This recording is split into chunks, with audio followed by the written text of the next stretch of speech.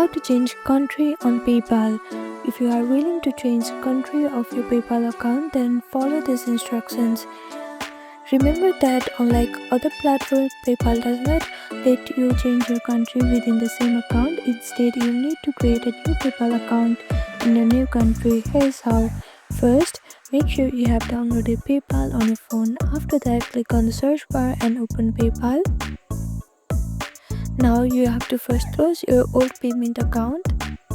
So make sure to log in to your account first. After that, you can see this human icon on top right corner. Click on it. Now scroll down a little bit until you see this close your account option. Click on close your account. Now it will lead you to another page.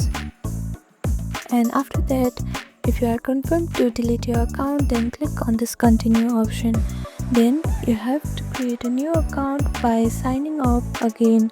And while signing up, fill your new country's address, phone number and other details and click on agree and create account option. So this is one of the methods from where you can change your country on PayPal.